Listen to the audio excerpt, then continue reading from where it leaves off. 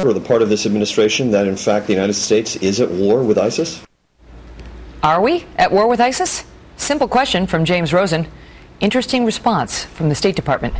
Fox News' chief Washington correspondent James Rosen here with more now. James?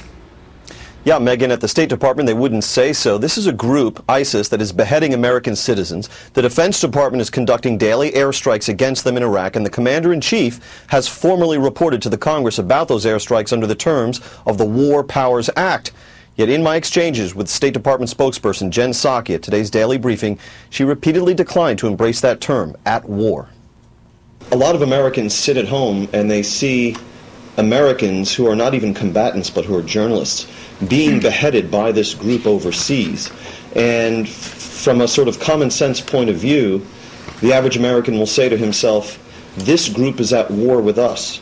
Why does our president or our Secretary of State not recognize that and say, indeed, we are at war with this group and we will destroy them? Well, I think, first of all, James, our actions speak for our commitment to this. And the president has authorized more than 100 strikes in Iraq, as has been confirmed by the Department of Defense. So I think any American sitting at home should sit and look at the actions that we're taking. I don't think it's a useful exercise to go back and forth about new terms. What's important is what we're doing about it, and the president's authorization, what the secretary will be doing over the next couple of weeks is action in that regard.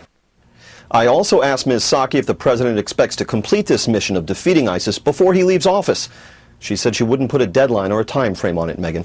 James Rosen, thank you. Here with more, Andy McCarthy, former federal prosecutor and contributing editor to the National Review. Andy, so why won't they say flat out that we are at war with ISIS? Because Josh Earnest, White House spokesperson, also explicitly said last week, no, we are not. I think they have philosophical, political, and legal problems, frankly, with doing that, given the positions that they've taken. Remember, during the Libya war, where we not only bombed the governing regime, we toppled it, and thousands of people were killed, the administration wouldn't admit it was a war. They said it was a kinetic military action. Kinetic. Right. But what is it? Because the president, when he was running for office, said, I'm going to make clear that we are not at war with Islam. But he seemed to acknowledge we are at war with terrorists who kill us, but we're not at war with Islam. Aren't ISIS, isn't that a group of terrorists who kill us? Why can't he just say that again? I don't think he ever acknowledged that we were at war with terrorists. He did. I have it on tape. Let's play it. I will make clear that we are not at war with Islam. America is at war with the terrorists who killed people on our soil. We're not at war with Islam. Well, it was 19 people killed people on our soil, and I don't mean to be flip about it. You're quite right. He obviously said that, but his whole administration has been about miniaturizing the problem when, in fact, what we're at war with is not even ISIS. It's a much broader movement than ISIS or Al-Qaeda. It's Islamic supremacism in which you have an intellectual backbone in the Muslim Brotherhood, you have jihadist groups like Al-Qaeda and ISIS, and you also have state sponsors of terrorism. And you can't make a strategy that will ever work unless you take all three of those components into account. Does he believe that if we make nice with these people, that if we withdraw as a superpower, if we hands down, heads down, eyes down, with respect to our foreign policy, they will leave us alone?